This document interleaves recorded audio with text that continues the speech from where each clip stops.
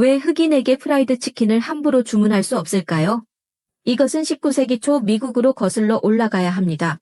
그 당시 흑인 노예는 해방되었지만 그 조건은 그들이 충분한 돈을 가지고 있어야 한다는 것이었습니다. 하지만 백인 주인들은 노예였던 사람들이 자신들과 동등해지는 것을 원하지 않았기 때문에 그들이 돈을 벌지 못하도록 모든 방법을 동원했습니다. 그들은 소와 양과 같은 가축을 기르는 것을 금지하고 제한했습니다. 이로 인해 흑인들은 오직 닭만 기를 수 있게 되었습니다. 그들은 힘든 노동으로 소모되는 칼로리를 보충하기 위해 가장 저렴한 가금류인 닭을 많이 먹었습니다. 하지만 저렴한 프라이드 치킨은 인종차별주의자들에 의해 흑인을 위한 최고의 음식으로 여겨지고 있습니다. 저는 인생에서 꼭 봐야 할 영화 중 하나를 소개하고 싶습니다. 이 영화는 실제 이야기를 바탕으로 한 각색입니다. 이것은 단순히 인종차별에 대한 뛰어난 작품일 뿐만 아니라 그것을 본 수많은 사람들에게 삶의 악한 것들과 맞서 싸우고 자신을 변화시킬 용기를 줍니다. 주인공의 이름은 토니로, 나이트클럽의 경비원입니다. 다시 말해 그는 주먹과 모든 일을 능숙하게 처리하는 스타일을 가진 복서입니다. 그는 나이트클럽의 모든 문제를 해결합니다. 어느 날까지 나이트클럽이 수리를 위해 잠시 문을 닫게 되면서 가족의 유일한 생계부양자인 토니는 돈을 벌 방법을 찾아야 했습니다. 그는 심지어 마을에서 가장 많이 먹는 사람과 경쟁하기 위해 $50를 걸고 먹기 대회에 참가하기도 했습니다. 집에 돌아온 그는 아내에게 $50를 들고 핫도그 먹기 대회에 참가했다고 자랑스럽게 말했습니다. 그 사람은 24개를 먹었어. 마치 괴물처럼. 그의 아내가 물었습니다. 너 미쳤어? $50를 잃다니? 토니는 나는 26개를 먹었어. 라고 대답했습니다. 다음날 아침에 일어났을 때 토니는 흑인 수리공이 집에 와서 가족의 컵을 사용하고 있는 것을 보았습니다. 그의 아내가 수리공을 배웅하자 그는 컵을 쓰레기통에 던졌습니다. 맞아요. 그는 흑인에 대해 인종차별을 합니다. 갑자기 한 옛 친구가 전화해서 이를 소개해 주었습니다. 어떤 박사가 운전사를 모집하고 있다고 말했습니다. 토니는 단정하게 옷을 입고 면접을 보러 갔습니다. 그는 고급스러운 방으로 안내받았습니다. 하지만 눈앞에 나타난 사람은 흑인이었습니다. 맞아요. 그가 면접을 보려는 바로 그 사장입니다. 이것은 토니를 즉시 실망하게 만들었습니다. 이 남자는 바로 본론으로 들어갑니다. 그의 이름은 존입니다. 한 피아니스트가 다음에는 인종차별이 가장 심각한 남부지역에서 투어를 할 예정입니다. 그래서 그는 자신의 생명을 보호하고 불필요한 문제를 피하기 위해 경비 겸 운전사를 고용하고 싶어 했습니다. 토니의 이력서를 본 존은 그가 가장 적합한 후보라고 느꼈습니다. 그는 체격도 좋고 모든 일을 능숙하게 처리할 수 있었습니다. 하지만 토니는 사장이 흑인이라는 생각에 매우 불쾌했습니다. 그러나 옛 친구의 체면을 생각해서 그는 존이 포기하도록 하려고 하늘 높은 임금을 제시하기로 결정했습니다. 하지만 놀라운 것은 다음 날 아침 존이 토니의 조건에 동의하는 전화를 했다는 것입니다. 주당 $120, 예전 한 달 월급과 같습니다. 그리고 그 일은 존을 공연 장소로 정해진 일정에 맞춰 데려다 주는 것이었습니다. 토니는 출발하기 전에 기뻐했습니다.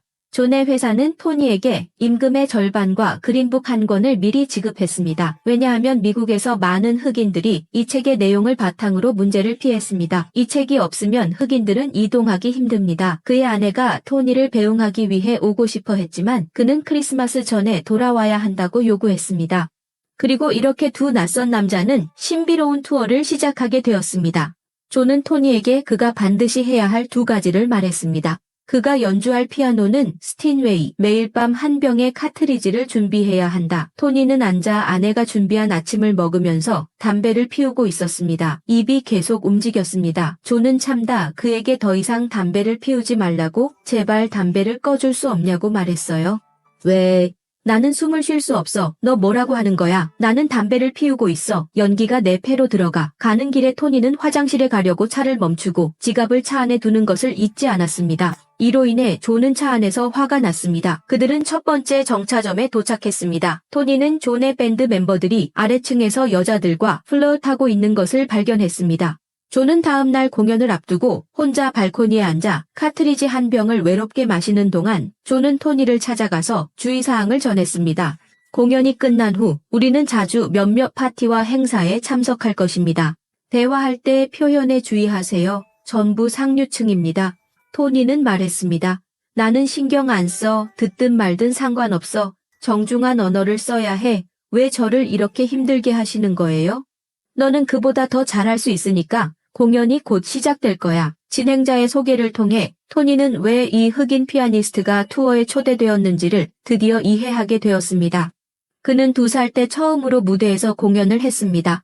그는 18세에 아서 피들러 지휘자의 초청으로 보스턴 팝 오케스트라와 함께 인생 첫 콘서트에서 공연하게 되었습니다. 그는 심리학, 음악, 종교 분야에서 박사 학위를 가지고 있습니다. 지난 14개월 동안 그는 백악관에서 2번 공연을 했습니다. 그는 진정한 예술의 대가입니다. 존 세이저가 피아노를 연주합니다. 멋진 멜로디는 모든 사람들을 놀라게 했고 토니는 그의 비범한 재능을 진정으로 느꼈습니다. 하지만 그 직후 그는 바닥에 무릎을 꿇고 다른 종업원들과 함께 도박에 열중하고 있었습니다. 공연이 끝난 후 존은 이 장면을 보고 토니를 불러서 말했습니다. 돈이 필요하면 내게 와. 이기면 더 재미있고 지면 어쩔 건데. 카드와 주사위를 가지고 놀면서 나는 한 번도 진 적이 없어. 너가 이렇게 바닥에 무릎을 꿇고 있다면 그게 승자인가? 나는 어쩌라고. 누가 게임을 하고 있지만 그들은 선택의 여지가 없어요. 당신은 선택할 수 있어요. 토니는 이 말들을 생각했고 진실이 있다고 느꼈다. 그들이 숙소로 돌아갔을 때 아내에게 보낸 편지에서 일상적인 인사, 토니는 처음으로 존에 대해 언급했습니다. 그는 존이 피아노를 연주하는 모습을 보면서 흑인이라는 사실을 잊어버렸고 천재라고 확신했습니다. 그냥 존이 명성과 돈이 다 있는데도 항상 불행해 보이는 이유를 이해하지 못하는 것. 다음 날 2사람은 길을 떠났습니다. 한 휴게소를 지나칠 때 토니는 가게에 있는 아름다운 돌멩이에 끌렸습니다. 그는 아내에게 줄 보석을 생각했죠. 하지만 가격을 보자마자 생각을 포기했어요. 하지만 고개를 숙였을 때 바닥에 떨어진 돌멩이를 발견했습니다. 그는 본능적으로 몸을 숙여 돌멩이를 주머니에 넣었습니다. 이 행동은 밴드 멤버가 봤습니다. 존은 이 사실을 알게 되자 토니에게 그 돌멩이를 돌려달라 했습니다. 하지만 토니는 주운 거라 왜 돌려줘야 하냐 했습니다. 존은 말했습니다. 돌려주지 않으면 우리는 계속 갈 수 없어. 자발적은 아니었지만 토니는 결국 타협하기로 선택했습니다. 얼마 지나지 않아 그들은 공연의 다음 정거장에 도착했습니다. 토니는 존의 요청에 따라 현장에서 피아노를 점검했습니다. 하지만 도착했을 때 그의 눈에 띈 것은 쓰레기로 가득 찬 엉망인 피아노였습니다. 그래서 그는 현장에서 직원에게 물어보았습니다. 공연 계약에 따르면 그들은 스틴웨이 피아노를 제공해야 했습니다. 하지만 그 직원은 무관심한 태도로 청소할 필요가 뭐가 있어. 이 피아노는 그 흑인 놈이 연주하기에 충분해. 라고 말했습니다.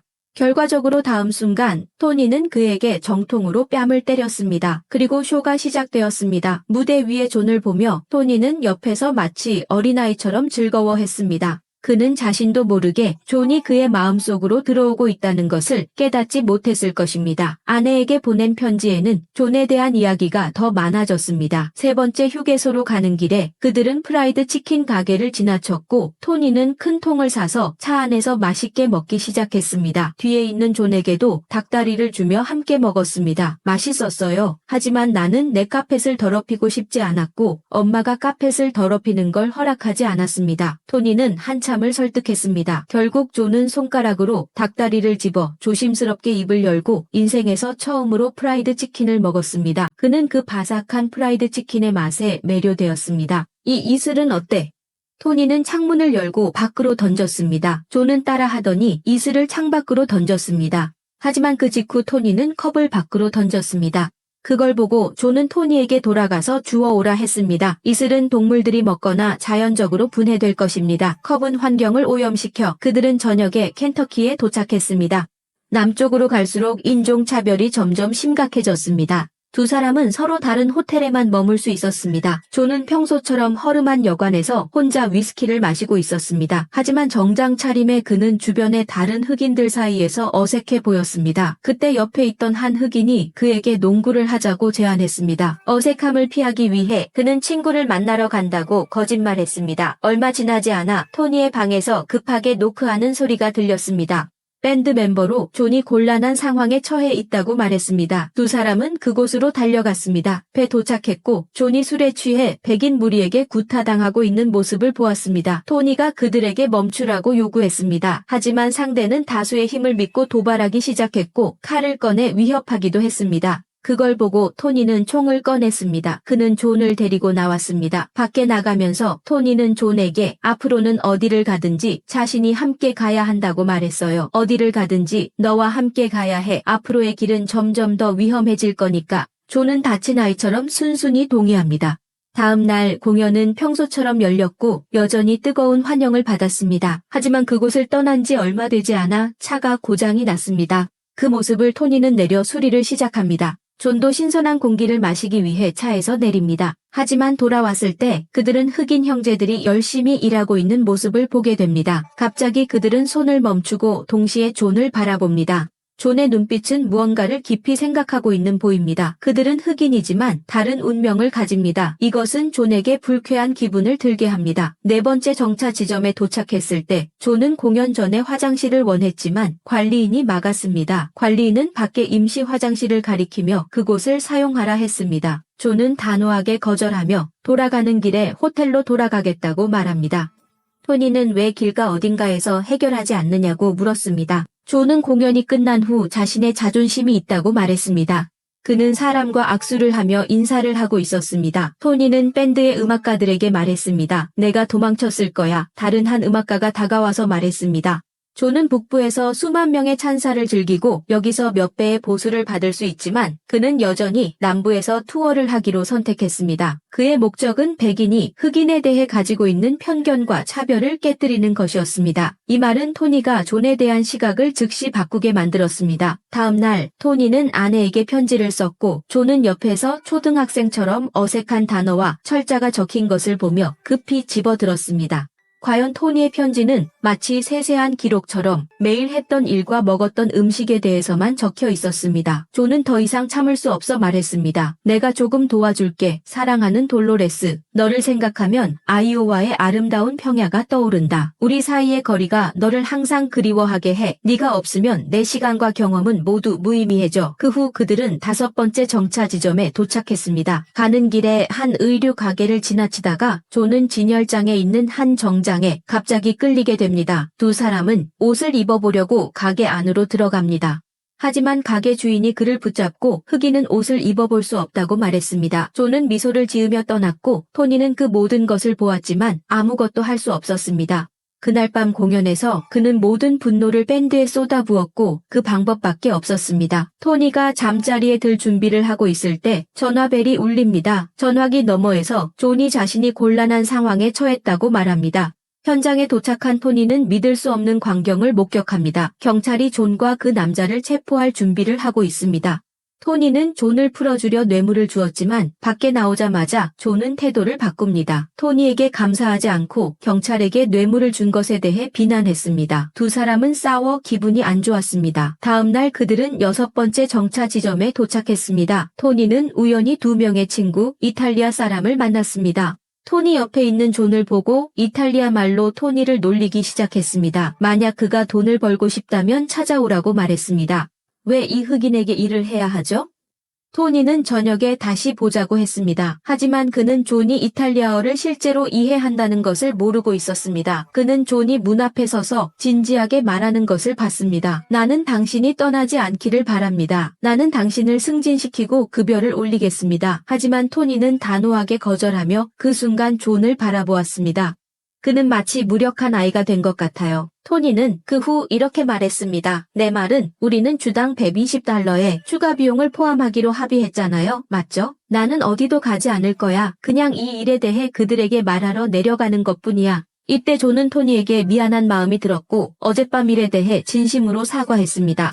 토니는 다시 말했습니다. 신경 쓰지 마. 나는 평생 나이트클럽에서 일해왔어.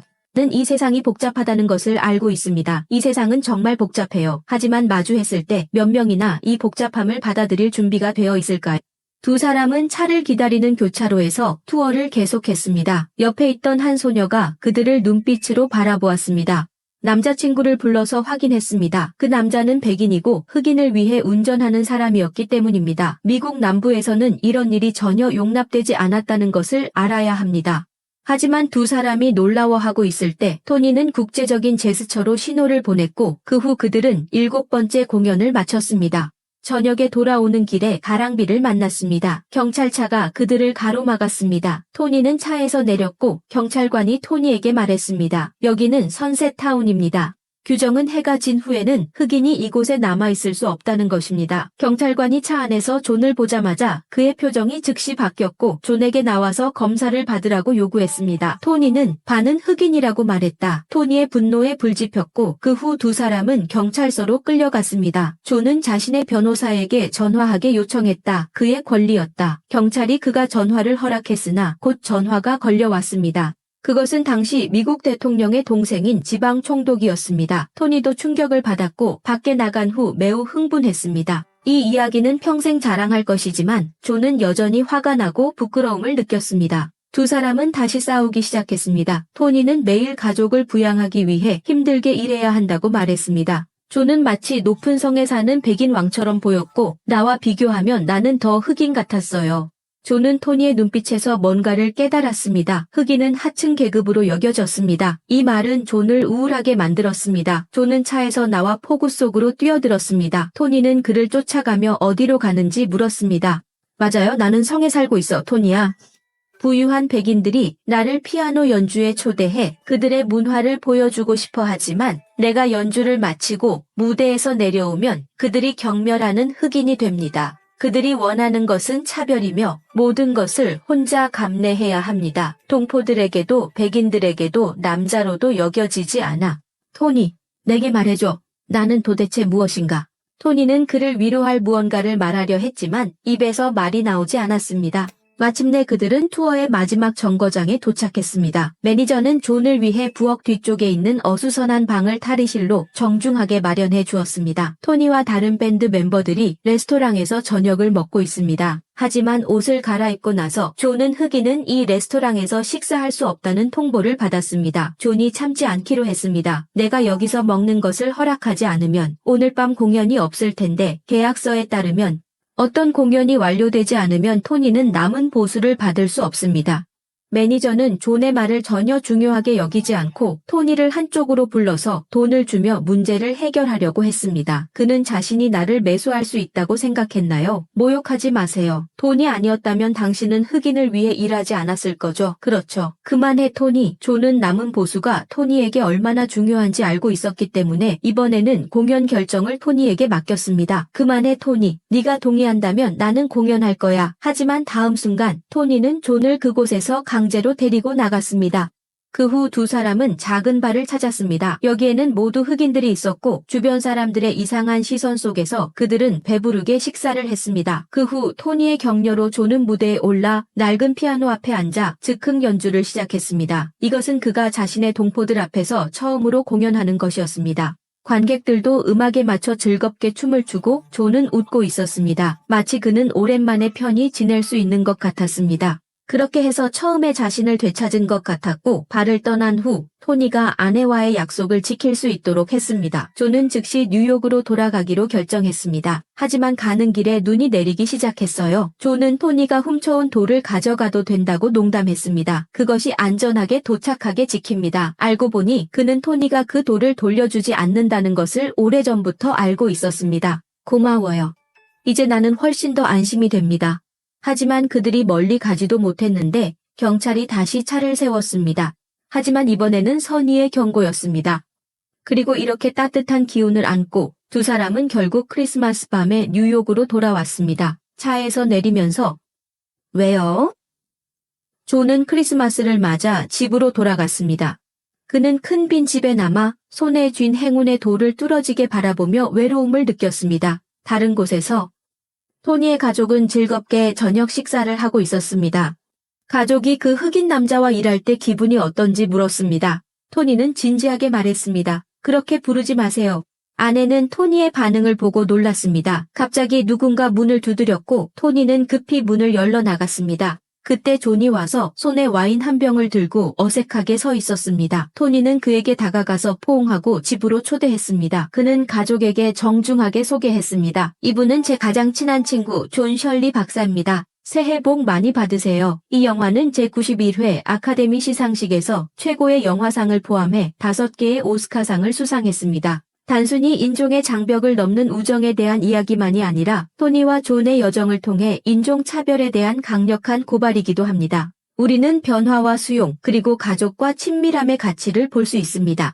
세상이 아무리 복잡하더라도 인간애와 이해는 항상 승리할 수 있습니다. 이 영화는 훌륭해서 저는 원작 영화를 보라고 추천합니다. 이야기는 끝납니다. 영화를 봐주셔서 감사합니다. 이 영화를 어떻게 생각하셨나요? 아래에 댓글로 남겨주세요.